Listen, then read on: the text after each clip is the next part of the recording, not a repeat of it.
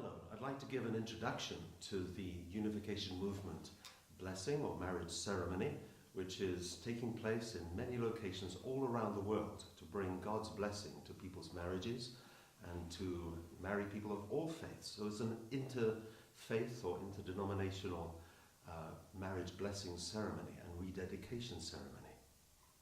I also want to point out through this the connection which is made between good marriages, good families, and world peace, which is surely the goal of all of us to see in our world. The world-level religious traditions that have sustained our cultures up to now, and even now, uphold marriage and emphasize purity before marriage and fidelity in marriage. And they're upholding in this way the value of marriage in our society, and they support a young couple in coming together as a joining of families. So these marriage ceremonies, which are often very beautiful and very meaningful, the young couple can make their vows and their eternal promises in front of God, but also with the support of family and friends. Therefore they know that they are really on the right track and they have the support of others in making this a success, because marriage is not necessarily an easy thing, as we'll talk about later. Here's one tradition, the Jewish tradition. I have some photos here just to show and illustrate how this is treated in the different traditions around the world. So here it's happening outside, it can happen in different places, and there it's happening under a canopy or chuppah, which is symbolic of the marital home. Here's a Muslim couple in Indonesia, looking as happy as any bride and groom. Here's an Orthodox church wedding. There you see the bride and groom. They are represented as king and queen in their own family, like a royal family. It's a very beautiful concept. And they're sharing a cup of wine together.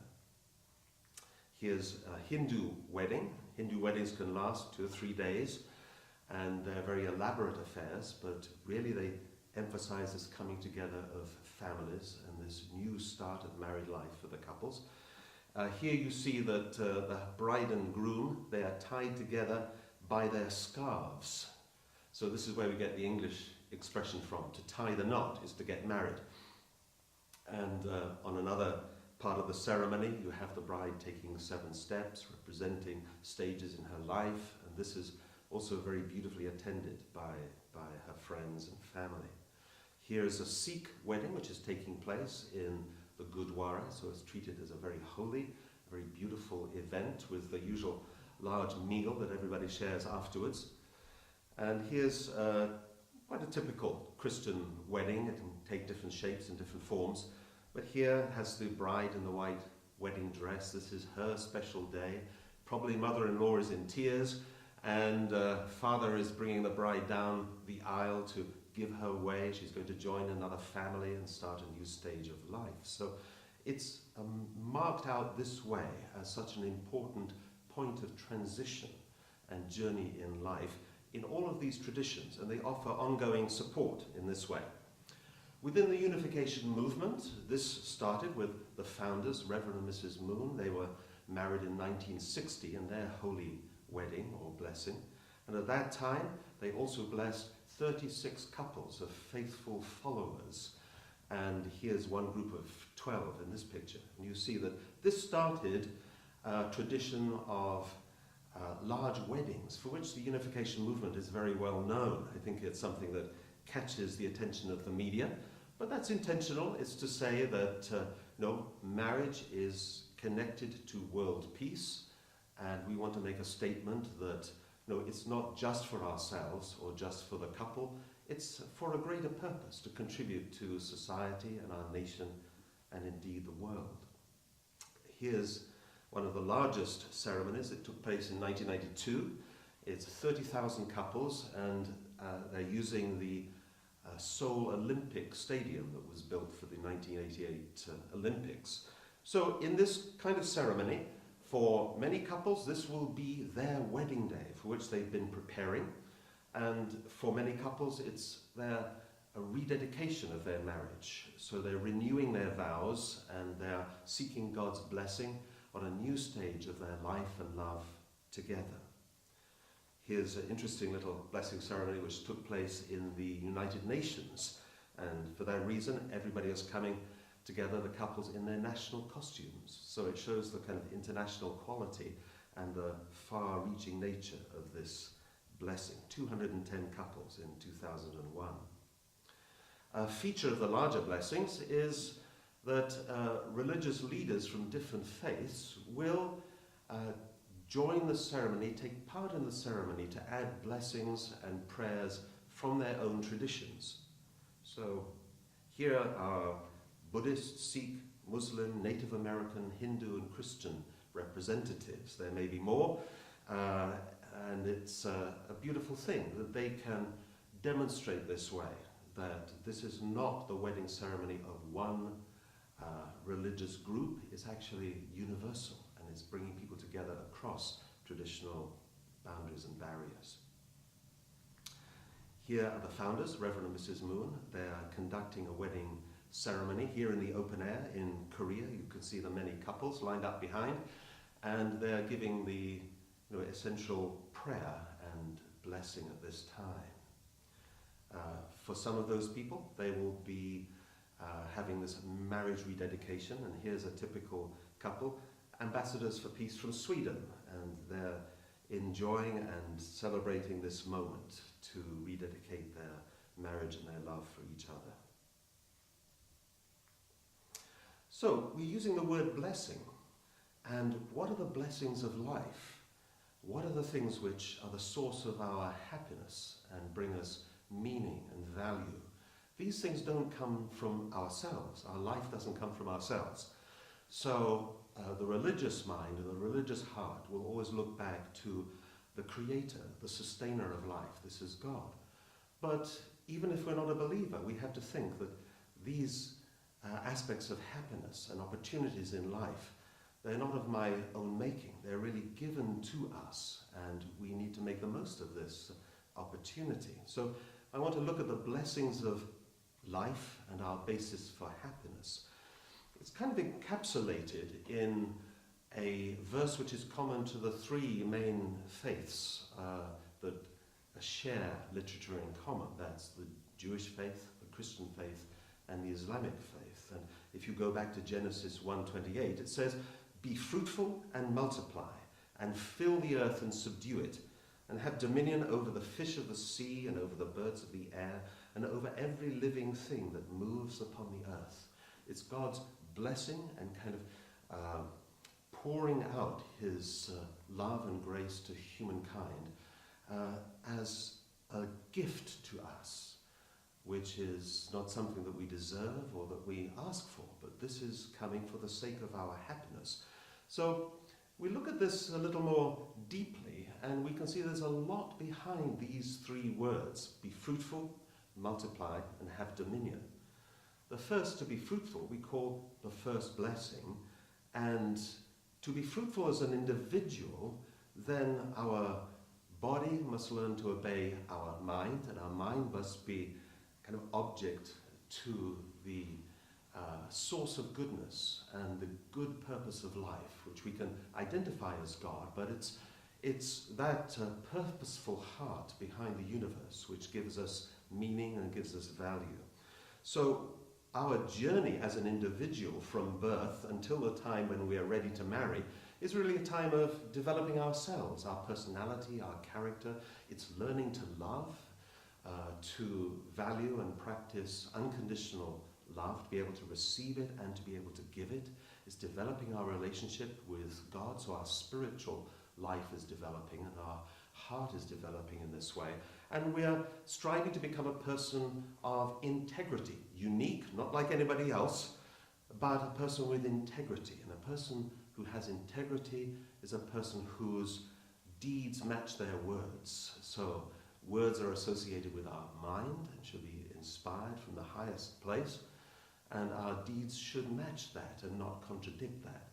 And if we can become such a person who embodies this quality of love we associate with God, unconditional love, then we can say we're now ready to go on to the next stage of life. So as a perfect individual, as a person who's reached this kind of fruitfulness and is ready to bear fruit, then God dwells in the individual whose mind and body unite in a life of love for God and for other people.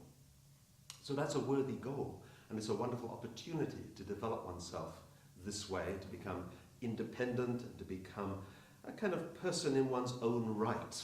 And then what most people will feel is, now that I've done that, I'm feeling I want to find a partner. I want to settle down. I want to pass this on to the next generation. I want to raise children. I want to establish my foundation more widely. So this leads into the multiply. And that is, again, much more behind it than just the simple word might indicate. This is about building a family. First of all, a relationship centered on these values that come from our Creator, that are at the core of the universe. This is bringing husband and wife together in a relationship of true love, unconditional love. And when that love is there, that husband and wife united represent God in what then becomes the family as children come along. So a family is there for the sake of children and raising them and developing each kind of position in this family. We call it 4 positions here, including God. Then this makes a beautiful foundation for expansion and development, for creating something which is much more than individuals separately. And we could say when God dwells in the family, that's where husband and wife really live for God, they live for each other and for their children, and it's where the family lives then for society, for the nation and the world, contributing beyond their family unit.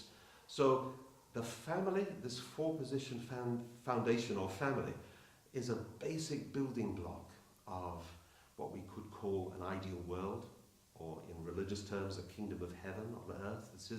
This is what it's about. So the family is very connected to creating a world of peace, a world of happiness, a world where we all can live as one family under God.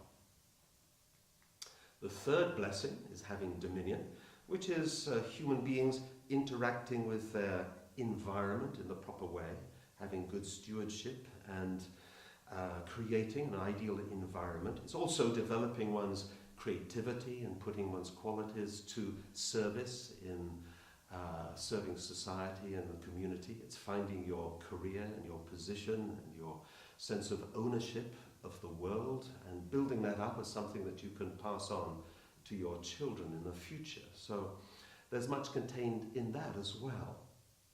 If we put these together, we can say that this is the way to inherit God's love, life, and lineage. The first blessing is bringing us to spiritual maturity, to become a person of true love, and on that basis, and really on that basis only, we can enter the next stage. We can find a partner who's similarly ready to move on. And through the marriage and the family which is created, that is bringing love in the family which can be extended even beyond the family to the world. And the third blessing there is in relation, a person in relation to the rest of creation and the environment around us. So having responsible mastery and dominion of the natural world.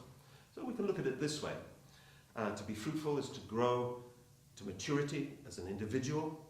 To multiply is to marry, have children, raise a loving family. And to have dominion over the creation is exercising a loving stewardship over the material world. Now, my feeling is this is not religious doctrine. It's life itself. This is actually where we find our happiness. Within this scheme which is given to us, there's everything we can find for our happiness. And there's nothing we would find for our happiness which is not there. At least things which are constructive and positive and good. So everything is there for our eventual happiness. Hence the term blessing. A blessing is this source of happiness and meaning and fulfillment, which is initiated not from ourselves, but from our Creator. So, to summarize that, I would say everything we could wish for our happiness is contained within these three blessings. And in realizing these three blessings, then we're fulfilling the purpose for which we were created originally. So this is containing or encapsulating the purpose of life, which is, for many people, a very elusive thing. They spend their whole life wondering, what is the purpose of life? It's here. This is how we can find our happiness, how we can pass on everything good that we build up in our life and pass it on to the next generation. So the family, at the center of this, maintains and develops love and life and a lineage. It's passing on from generation to generation. So for that reason, we can say the family, as really the only institution ordained by God, this is the basic building block for an ideal world, or for the world of peace. Here's our founder, Reverend Moon's own words on this. In order to reach the love of God, we must come together as plus and minus. This is like man and woman coming together. These two complementary aspects, which have the same value, but nevertheless they have complementary characters. This is why men need women and women need men, so that together we can create the harmony with which we can reach the love of God. That is the entire purpose of creation. But we know life is not ideal, so we have to ask the question, what went wrong? And this is a very key topic that is addressed in the world's religions, probably the only place where people are analyzing and historically being led to understand the root of the problem, and understanding more about the problem, we can find a more effective solution. So religion has a very significant role in this respect. The reality of the human condition, compared to the three blessings that we looked at yesterday, or compared to the three blessings that we looked at earlier, the reality of the human condition is that we have lost love in its true, pure quality. We have lost life as it should really be lived, and we've somewhere created a lineage, of course. We've realized these blessings, but not in the original way, and we've passed on from generation to generation things which are far from ideal. So we've lost these original love, life, and lineage in their joy-producing form, which is open to us still, but somewhere that hasn't been characterizing humankind's journey. And somewhere we're still in a position to have to realize our true humanity. We know it's there, and therefore people pursue it through self-development, through religious practice, through searching and philosophy and other ways to really find these secrets and how to live life to the full. Maybe this is why in Deuteronomy, God says to Moses, I set before you this day a blessing and a curse. It's a blessing, but how do we realize it? Do we realize it in a good way, or does self-centeredness and selfish love come in and spoil that opportunity? If we look at the reality today for so many people, and through history since our beginning, we haven't fulfilled the first blessing. We've become or been left as people who are spiritually immature, people of self-centered love. And we've brought that self-centered love into our marriages and our families, which is far from ideal. So personal problems, unresolved, get passed into marriage and into family relationships. So we have fathers who mistreat children, or husbands and wives who can't relate happily together, or we have people growing up in homes which are far from ideal. So that's the reality for so many people in history. And in terms of our relationship with the environment, greed and self-interest created an imbalance in the world that we're just waking up to as something which is jeopardizing our future and our future generations. So this lack of harmony with the natural world, this is humankind's doing. In a way you could say we're the only creatures who are out of harmony with the rest of creation. And it behoves us to put that right and to get to the root of the problem. If we look at the world's religious traditions, and remember this is an interfaith marriage blessing, it's very interesting how they all touch on this problem to different degrees, the misuse of love or the corruption of love.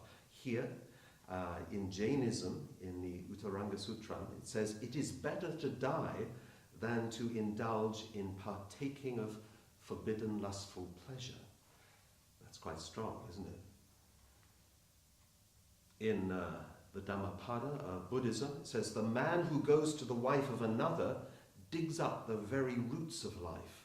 So this is the danger or the serious consequences of adulterous behavior. In Islam, it says, "Do not come near adultery, for it's a shameful deed and evil, opening the road to other evils." In the New Testament of the Christian Bible, it says, "Flee from sexual immorality. He who sins sexually sins against his own body." That's 1 Corinthians, Paul's instruction. In the Jewish Talmud, it says, "What was the wicked serpent contemplating at that time?" It's referring back to the Adam and Eve story of Adam and Eve in the Garden of Eden and this serpent character who tempts them in the wrong direction. He thought, "I shall go and kill Adam and wed his wife, and I shall be king over the whole world." Also, we see in Hinduism, we see a story. Again, these are the myths and the stories which sustain our culture and feed into it, often containing important seeds of truth. It says, "Formerly, all creatures were virtuous, and by themselves they obtained divinity. And then women who had been virtuous became wicked witches, and Brahma filled them with wanton desires, which they in turn inspired in men. He created anger, and henceforth all creatures were born in the power of desire and anger." And in Sikhism, it says, "Sexual desire is the window. Pain and pleasure are the gatekeepers. Virtue and sin are the gates."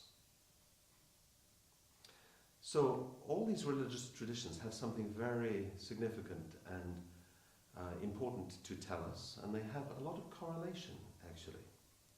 The fall, as it's called in religious circles, is the origin of human misery. It's where humankind went off in the wrong direction early at the start of our history, and we're suffering from that ever since. So fallen human beings have inherited certain things, a contradictory nature, this kind of pull towards good desires and evil desires, and this inner conflict, sometimes stretching our conscience and giving us pangs of conscience.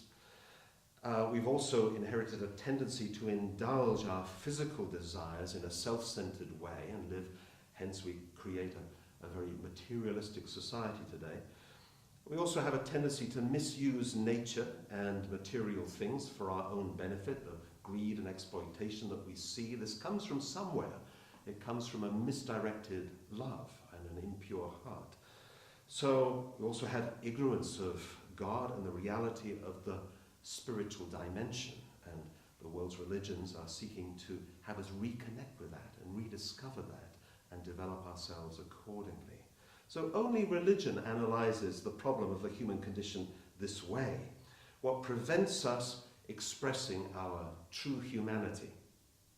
And so religion, or this kind of viewpoint, I think is very needed for that reason. It's essential that we have to understand the problem in order to bring about a good solution. So how about putting things right? It's not an easy task, and that's one reason why mankind has been on such a long journey to try and solve this problem. But religions, world-level religions, have been instituted by God. It's not man's creation. It's come to us as a means of finding our way through and out of this quagmire and finding some real hope and some better future. Our founder, Reverend Moon, he gave an interesting talk in which he posed this kind of rhetorical question. He said, which is easier? Is it easier to create a new apple? Or is it easier to take a rotten apple that's fallen off the tree and make it whole again? Well, both are extremely difficult. I mean, even the best scientists can't make an apple from scratch, but nature can, right? Nature can do this. And there's certain natural law in nature, so things go a certain way. Apples grow and they can be harvested. Once an apple has fallen off the tree, there's no process in nature whereby it gets restored to how it was when it was right to eat. So actually it goes in one direction. Now what he's saying here is this is an analogy with the human situation. If our heart is corrupted, as we can agree it is, then to put that right is not a simple thing. It's like having this kind of rottenness inside our core. And therefore, to make it right again is not a simple thing. Maybe it's almost easier for God to create human beings afresh, but that was never his intention after the time of the flood. So it shows that this task, even for God to put things right, is very difficult. Also, it requires the cooperation of fallen human beings every step of the way, so we have to take responsibility. In the teaching of the unification principle, it talks about the history of restoration, this journey for mankind to come back from our fallen position to the ideal and reclaim what was lost. And it recognizes that all world religions, they have some role inspired by God in this process for their respective culture or peoples or time, and therefore it's from first principles very respectful of the religious traditions around the world, and that in itself is very significant. So interfaith work or the interfaith blessing is not an afterthought at all. It's very much recognizing that this is God's original plan and intention. So in this diagram you could see, if we follow the kind of religious story of the Genesis story, our first ancestors, who are named as Adam and Eve, but our first ancestors were growing towards their maturity, the completion and perfection, but along the way, at the top of the kind of second stage, when they're growing, at this time of growth, they fall and make a serious mistake which takes them to a position outside even of the realm where this natural law is working. Therefore, we get the introduction of hell, or something which is totally against God's original qualities and principles. And the journey from there is a long journey back over history, being guided by God's inspiration through prophets, through religious holy men and women, through messiahs or savior figures, according to the different cultures. And it's all leading to one place. We're all on a similar journey as pilgrims. And when people making this effort to come back to the point at which our first ancestors were when they fell away, they can meet God coming down to meet them, to take them over the last stage of this journey. The principle calls this last stage uncharted territory. Why? Because as human beings, we haven't gone through that stage of development yet. It's a stage of spiritual development which we are just on the borders of. We need to do this and need to go through this in order to survive, actually. So this is where we need to express our true humanity that we know is in there. We see it in individuals, we see it in people we recognize as very holy men and women, or saints, or real people that we respect and value for their integrity. But should that be only for a few people? Actually, it should be for everybody. And one advantage of the progress of time is, after, say, 100 years, there's going to be a new set of people in this world. So how are we educating those people? What are we passing on to those people? This is why marriage and family is so important. It's the key to solving the problem and creating a good future. So in religious traditions, you will find there's a kind of savior figure or a guide or a holy person who's there to help us along this way. And when we've made enough effort ourselves, we can meet this person or receive their teaching, whether they're alive or they were only alive in the past and they're not with us now. They're there in spirit and they're able to lead us through. So in this way, we see religions referring to a Messiah or an avatar or a Saoshyant in Zoroastrianism, or a savior figure or a Buddha. And often the language which is used is this person comes down from heaven or comes down to earth or descends in this way, which is not to be taken literally, like a lot of things in religious teaching. It's metaphorical. It means a person of godly heart and godly character is deigning to come down to meet us on the way up. We're not there yet, but this person is able to be a bridge between ourselves and our Creator. So once we meet that person, this is really where God's blessing in marriage should take place, because it never happened for our first human ancestors.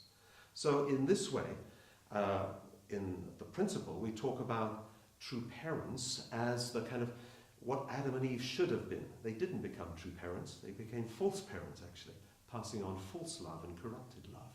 So man's journey has been to find and welcome people who are in the position of a true parent. And it's at that point that we conditionally can receive the marriage blessing and go then with true parents through to realize a peaceful and ideal world. And that's taking us through this last stage of uncharted territory, and that stands before us as humanity. Along this path, an interesting kind of aspect is that many religious traditions advocate or have advocated in the past the value of a celibate religious life. So that religious life is somewhere paying a price to reverse humanity's spiritual decline, and it's being taken on voluntarily by certain people who felt, rather than rushing into marriage and family, I want to devote my whole life to serving God and to coming close to God. In a way, it's a very beautiful thing. But can we say that's a universal solution? In other words, if everybody did that, we would reach the ideal? Obviously not, because there would be no continuation of humanity if everybody did that. But yet, people felt to do this or were called to pay a certain price. You'll find it in Thai Buddhists there, in an Anglican monk, in Catholic nuns and sisters, in an Indian sadhu or holy man. You'll find them giving up that aspect of marriage and family in order to pursue a dedicated religious life. So this is hinting at what in the principle we call a principle of indemnity or restitution.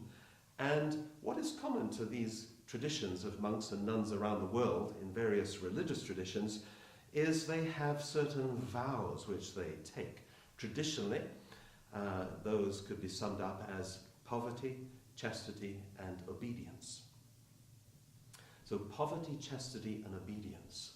Perhaps not in that order, but we'll see it's a direct correlation with what we were talking about earlier, the three blessings and the loss of those three blessings. So a life of devotion is a life to become like God. And remember these three blessings? The first is a life of obedience. And that is in a sense what human beings should do anyway in terms of fulfilling the first blessing. So that is what our monks and nuns and other holy people are embarking on, a lifetime of developing and perfecting that holiness and that relationship with God and that obedience between mind and body. But then in choosing a life of chastity or a life of celibacy, it's giving up on marriage and family very purposefully. So there's no realization of the second blessing.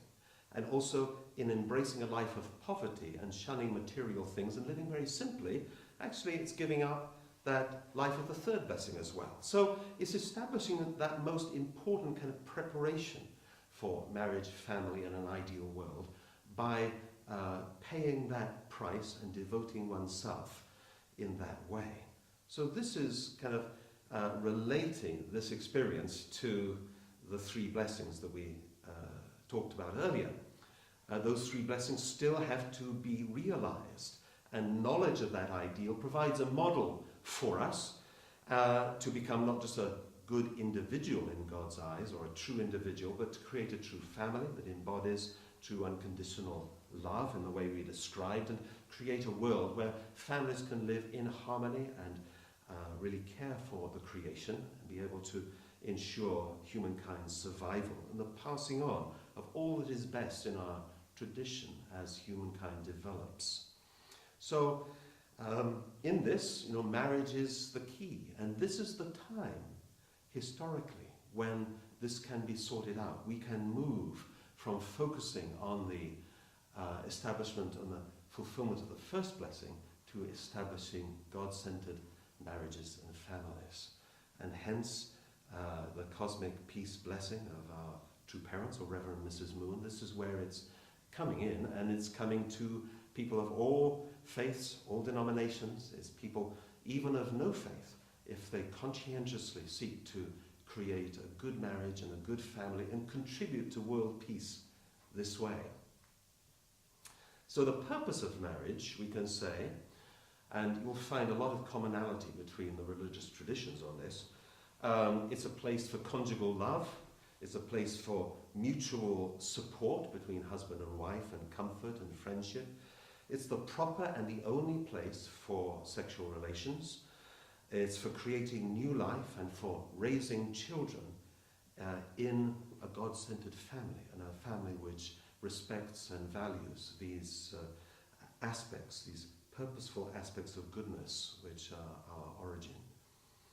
And you go back to, say, one of the church fathers in Christianity back in the 4th century, and you have St. John Chrysostom saying, when husband and wife are united in marriage, they are no longer seen as something earthly, but as the image of God himself. So this is how husband and wife united in the right way, in the right love, should stand as a more complete and perfect image of God than any individual can do. I want to now just introduce the blessing ceremony that we've talked about, and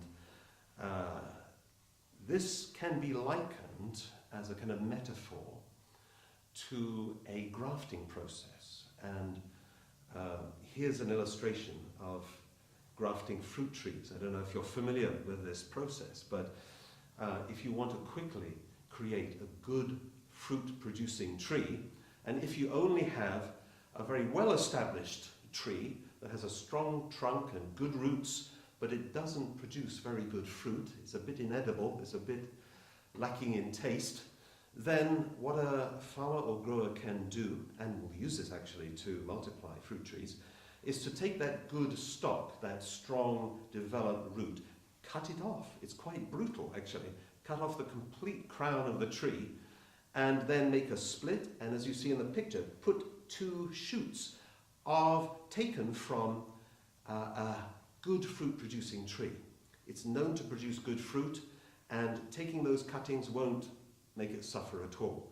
So it's donating and giving these small cuttings and branches, having them implanted into the stock of the tree which was cut down, which in religious terms means on our kind of path of religious life we need to go through some self-denial, get rid of things that we are not proud of and not happy with, and get rid of some aspects of our ungodly nature, and then receive something new. And all traditions will do this in different ways. They will, through the teachings of their founder, through the example of their prophet or their religious leader, they will be getting some example and trying to model their life in a different way based on this new kind of example from heaven. So the blessing in this way can be likened to this grafting process, and in a way that's the process of religion broadly. It's been working to do this. You can never change your ancestors, we can never change our root, but we can inherit something new which has its origins in God, and on that basis take it into ourselves so that we can in the future produce good fruit, and our children will produce good fruit. And in a way our children are the fruit of this marriage. So it's a very beautiful metaphor, and it rings true in a lot of ways. Here, this is a little, kind of taking it a little bit deeper, but here's Reverend Moon talking on this process, again using this kind of metaphor. He said, at the deepest part of yourself is your original mind. Right below that is the fertile ground of God. Put your original mind into the fertile ground of God. The engrafting process means that you cut off all the branches but leave the root. Then true branches are engrafted onto the old root. When true branches are brought in, it becomes a new tree. That is the engrafting process. And when this process takes place, even though the root is the same, the old root will be transformed into a new root. When going forward for the interfaith marriage blessing, there are certain basic conditions or things which can bring a person to that point. First of all is a determination to respect one's spouse and to keep one's love pure. Secondly, it's the determination of husband and wife to be faithful to each other as a lifelong, eternal commitment to one another. Second is the heart to become a true parent oneself and to keep developing and growing. It's never over, really, our life of spiritual growth. And finally, I would say it's having a heart of living for the sake of others. So this is not just for my own or our couple's limited happiness, it's actually for confidently serving and doing something beyond ourselves to bring joy and happiness to others.